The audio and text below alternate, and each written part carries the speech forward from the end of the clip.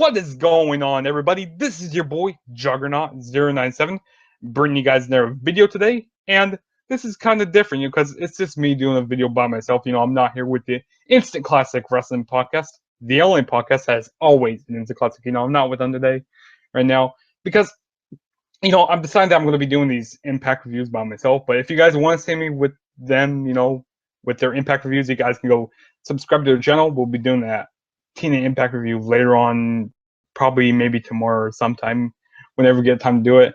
So if you guys want to see me with them, you guys can go down below in the description, because we'll be doing NXT, TNA, and on their channel also. But for now, we're going to be doing them by myself right here. But yeah, so we're going to be reviewing TNA Impact from March 22nd, 2016. Which, this was actually a pretty good show. And let's go ahead and get started with this. So, to kick off the show, we got the new TNA World Heavyweight Champion, Drew Galloway, and pretty much he addresses last week how, last week was very chaotic, and he said, he's happy that he won the world title, and said that, winning this was so real, despite that, what anyone says. And, he says that he's been called a chosen one, a guy with potential and rising star, but he's never been handed anything.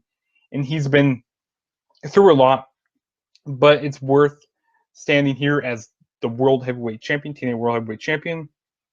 And then he wants people to look at the company, the title, differently. And then he will fight. He says he will be a fighting champion and will put TNA on the map again. And then Matt Hardy comes out and interrupts him and said that, he got screwed, and said that pretty much he's in a bad mood. And Rebby, Sky is with him, Spud and Tyrus are there. And they call Galloway a liar and cheater and a thief. And then Galloway robbed him last week. And then Matt Hardy pretty much said that he survived 30 minutes against EC3 and Jeff Hardy and defeated them. And then Galloway stole his title. And then says and then excuse me. And then Galloway says pretty much, the opportunities, in the chaos, and took advantage. And then pretty much Galloway took advantage last week, and then became your new World Heavyweight Champion, which I really like that. And then pretty much said that he deserves a title rematch. And Jeff Hardy comes out and pretty much said Matt Hardy lost last week, and pretty much said that he should go back to the end of the line. And then Jeff said that he was screwed, and he said that he deserves a championship. And then Galloway says, "Fine, I'll give you a championship match." And then that made Matt Hardy even more pissed. And then pretty much Matt Hardy started mocking Jeff Hardy during this. Said that, go back to doing your art and music. And then Eric Young came out, and Bram, they attacked Jeff Hardy. And then Galloway got attacked by Matt Hardy, Tyrus, and pretty much Spud. And then they went to commercial break, and then they came back, and then they were still brawling. And then Eric Young and Bram, they got a table, and they were getting ready to put Hardy through it, but they saved. And then they tried to put Galloway through it, but we had to save by EC3. And pretty much EC3 said, how EC3 said, he respects both of them, but, he deserves a title match. And pretty much said, okay, Galloway will give him a title match also.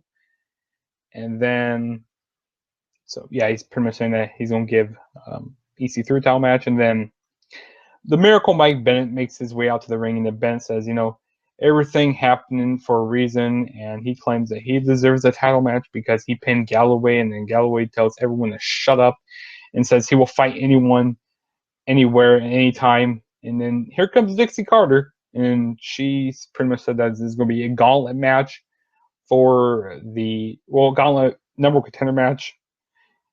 So whoever wins that match will be your new number contender for Drew Galloway's World Heavyweight Championship. So yeah, but it's an alright opener. It kind of drug out a little too long, but it was alright though. But yeah, And then next we had Beer Money. They pretty much were discussing a list former tag team champions that they could challenge them tonight. And then Storm mentions AMW, Americans Most Wanted, and then Rude then says that he would have to wrestle for both. And then Storm goes like, "Oh, that'd be pretty awesome to wrestle myself." And then they head to the ring. And then during the night we had the gauntlet. People, they will draw their entries. And first we had Bennett arrive to draw his spot. And he pretty much praises Galloway for winning the world title last week, but will win tonight and then beat Galloway again and then win the title. And then Bennett refuses to reveal his number. And then now we have the open challenge type of thing for the TNA Tag Team Championships. Robbie E comes out and praises Beer Money and says that there's a reunion has given him an idea. So the Bromans are back here to challenge Beer Money.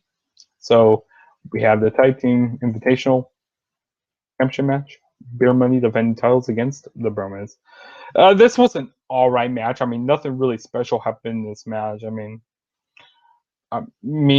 the Bromans, they got some pretty good work in this match, but there was really nothing too special. And I mean, I like the hot tag by Rude and I think it was by Jesse. Yeah, it was by him. And then I like when Beer Money hit the Beer Moneyplex, and then hit the heart attack for near fall. That was pretty cool in the match. They did a signature. Then Jesse did the signature move. I can't remember what his signature move is called, but he did that. Oh yeah, then he locked in the crab, but then he got a super kick by James Storm for his troubles. And then we saw the DWI on. Then we saw DWI, and pretty much Beer Money retains their titles. Like I said, it was an alright match, but nothing really special happened in the match. And who knows when Beer Money is going to be losing the tag team championships? Because since Rude is on his way out the door, so who knows when they're going to be losing the titles? I mean, they got to lose it in like probably these next few weeks or so. I mean, who knows who they're going to lose it to? Maybe it's Decay. I mean, who knows? But yeah. And then next we get a Decay promo. Davey Richards is out of action and Eddie Edwards is alone. Would he dare to fight one of them in a no disqualification match later in the night? And they also allude to the fact that Steve may bite his face off, with context of the stipulation would be legal, but perhaps not really ethic though. And then next we have EY and Bram. They arrive to pick their numbers in the match, in the gauntlet match. And Eric Young, he sees Willow again, but Bram didn't see him. Bram thinks EY is insane there for a minute. But yeah, I thought that was cool, seeing Willow again. And then next we had Eddie Edwards. He came on his way down to the ring. He said, he'll fight anyone from the Decay. So the Decay make their way out to the ring. Steve and Rosemary. And the person that he'll be facing, Eddie Edwards will be facing, is Crazy Steve. So Eddie Edwards attacks Crazy Steve during his entrance.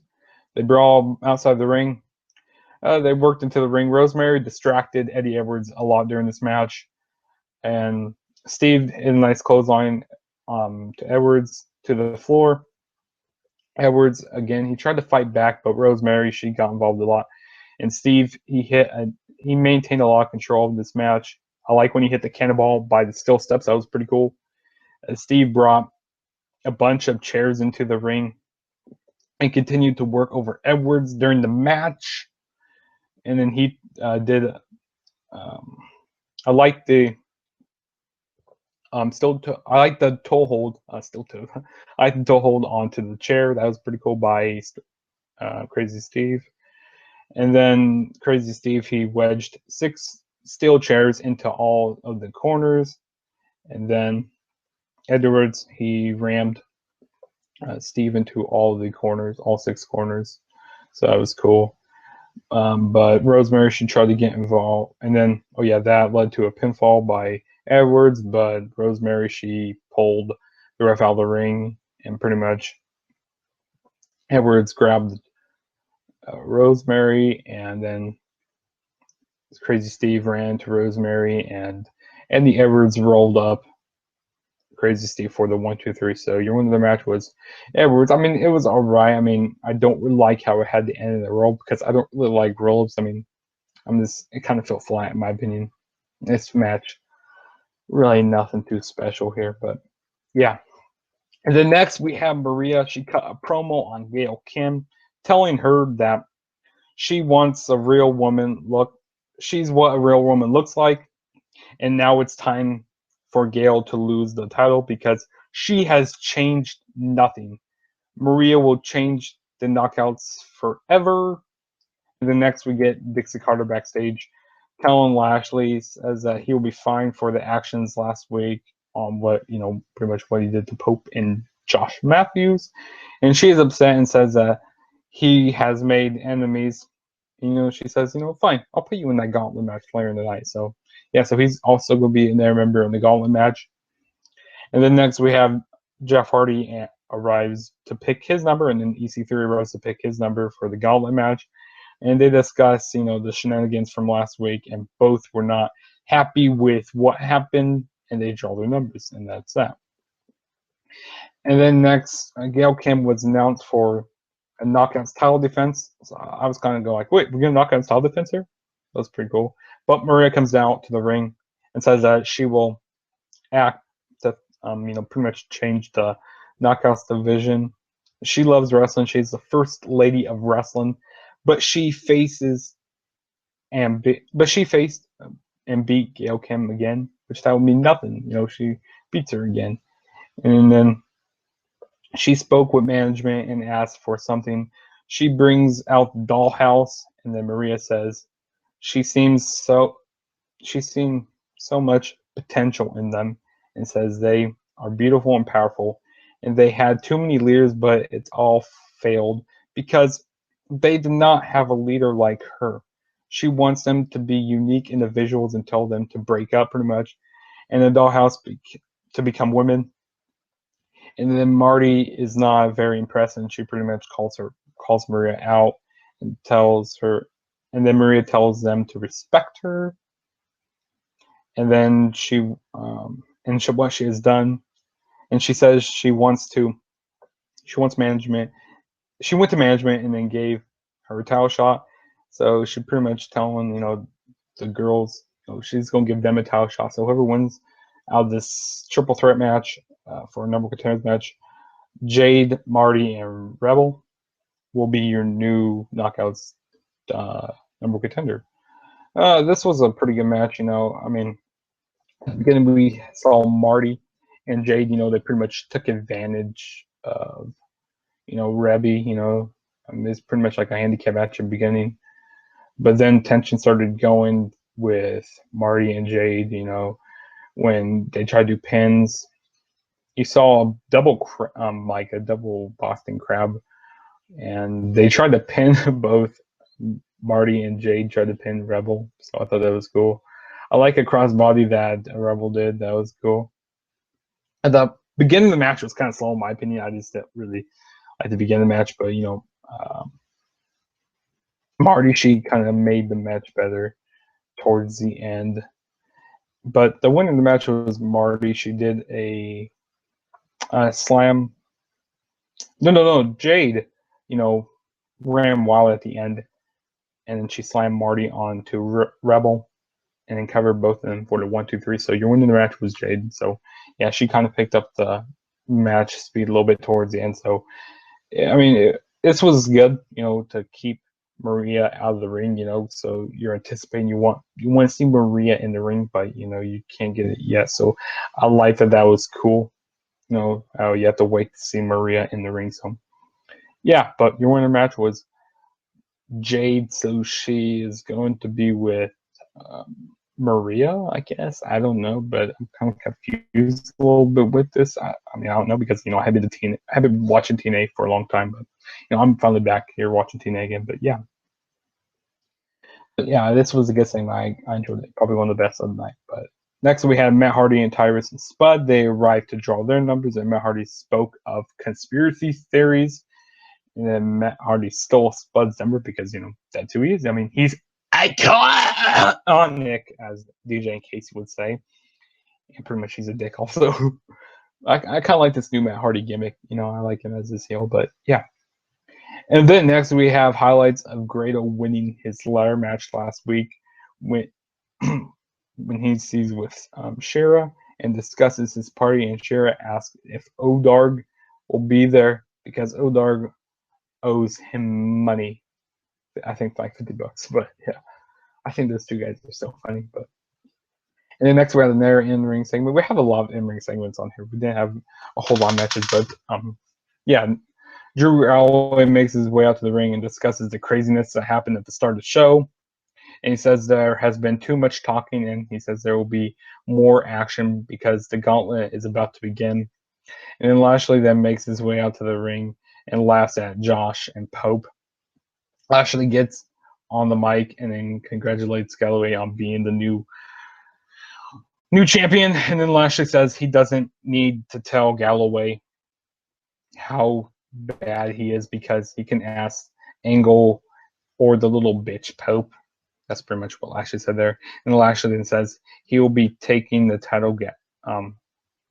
Taking the title. And then Galloway has no respect for Lashley, and then he asks to be in the gauntlet tonight, which that means Galloway can just hand over the title. Galloway says it is time to fight, and then lights go out. And here comes EC3. So your number one entrant in the match is Lashley, and your number two is EC3. This was solid back and forth match. I mean, nothing really too special happened at the beginning. This is your main event. Number contenders for the TNA World Heavyweight Championship in a gauntlet match. So the first, and this was over top rope rules. If you guys didn't know that, now you do. But like I said, this was an alright solid match. Nothing really too special happened at the beginning. But third person came out was who was the third person? I'm pretty sure it was Spud. Yeah, Spud came out, and they pretty much double teamed EC3. A lot of this match was a whole lot of double teaming, which a majority of these people were heels in this match. Which a lot of TNA, there's a whole bunch of heels in TNA right now, like a whole bunch. Like the heels overweigh the baby faces, in my opinion. But yeah, which kind of they need to get more faces in TNA right now, like because their heels they're just overweighing these baby faces. But yeah, they pretty much double teamed EC3, and then number 4 was who was number 4? Number 4 was Mike Bennett, and pretty much they double teamed EC3 also. So like I said, a whole bunch of beat down on EC3. It's kind of got repetitive, really back and forth. But then number 5 was Eric Young, and I thought that he was going to be double teaming with him. He double teamed with him for a while, but then he went after Spud, and thankfully that changed the match. Like finally, he didn't fall in line with all those heels, like with Bennett and all of the other guys in the match. Like I said, but then number 6 was Tyrus, and EC3 tossed Spud as Tyrus was making his entrance. Then they went to commercial break, and then they came back, and number 7 was Bram. Lashley ran wild, hitting a whole bunch of spears on several people in this match, and then Tyrus was targeting EC3, but hit and rush to work over EC3, and then Lashley was able to attack and toss Tyrus out, and then Bram tossed Eric Young out. So pretty much Bram tossed his own partner out, which was really odd in my opinion. But yeah, but this was everyone for himself. So yeah, and then Pope rushed in the ring and eliminated Lashley for his revenge from last week, and EC3 saved Pope when Lashley returned into the ring, and then Pope hit a clothesline off the apron. So that was cool. When Pope hit the clothesline off the apron, and then they pretty much brawled out to the floor, and they brawled out backstage. Not EC3, Pope and Lashley. So does that mean Pope is actually back in the ring action? That'd be pretty cool if he actually is in back in ring action. But yeah. And then number 8 was Michael Bennett, and then number 9 was Jeff Hardy. So your final 4 was Matt Hardy, Jeff Hardy, Michael Bennett, and EC3. Matt, yeah. Which I really like this final 4. This was pretty good. You know, good stuff here at the end. And towards EC3 got eliminated by like the 92 Rumble way, you know, with Hogan, you know, that way. How did he get? Oh yeah, he got eliminated by the Rumble 92 way. And then your final 2 came down to Jeff Hardy and Matt Hardy, which, you know, it was pretty good. You know, Matt Hardy got some. I mean, Jeff Hardy was trying to get some offense when he tried to do Whisper in the Wind, but Matt Hardy worked over Jeff Hardy and was close to tossing him, but Jeff Hardy fought back, and then Matt Hardy tried to do slow Jeff with spear. Oh, I don't know what I wrote there on my notes, but I wrote something. But Jeff controlled and started to run wild, and the crowd got into this match, and he almost tossed Matt Hardy, but Matt Hardy poked Jeff Hardy in the eye, and then Matt hit the twist of fate. They fought for a little bit on the apron. Matt Hardy was trying to hit a pile driver, but Jeff Hardy did a back body drop onto the floor. So your winner of the match was Jeff Hardy, and so he's your new number 1 contender. So I'm pretty sure that Jeff Hardy is going to be. I'm pretty sure that Jeff Hardy is going to be. I mean, not Jeff Hardy. Drew Galloway is going to be defending his championship. You know, his first title defense next week. I think it is next week. Yeah, against Jeff Hardy, which that's going to be pretty good. That's going to be a really good match. Hopefully, I mean, there's maybe might be some interferences, but you know, this was still actually a pretty good show, and I like how they're, you know, really focusing on the really main event picture, you know, and they're making a lot of different storylines out because you're probably going to be getting EC3 and Michael Bennett, and you're probably going to be getting, you know, I mean, we're going to be getting Jeff Hardy and Galloway, so that's going to be good.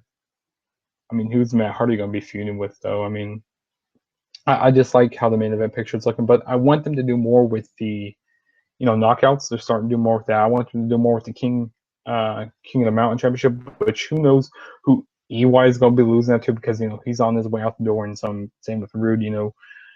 And I want them to do more with the X Division, because they haven't been doing much with that since I've been watching TNA again. But yeah, this was a pretty solid show. I actually enjoyed it. You know, a lot of the stuff, like I said, revolved around the TNA World Heavyweight Championship. But yeah, that was the end of my TNA Impact review. Later on tonight, we'll be doing my NXT review, so stay tuned for that. We'll be doing that live. And also, don't forget to follow me on Twitter at the True JSB. Gets at the True JSB. And don't forget to follow me on Instagram at the True JSB. And, you know, all my links will be down below. And don't forget to subscribe to the Instant Classic Wrestling Podcast, the only podcast that's always an Instant Classic. So, you know, and also, next time I do my review, I'll be having the live chat, so you guys can go comment down below on what you guys pretty much thought of this show. You know, you guys can interact with me, which I'll be in my NXT review later tonight. But yeah, that's pretty much all I have to say, guys. So, Juggernaut saying peace out. I guess I'll catch you guys in my next video.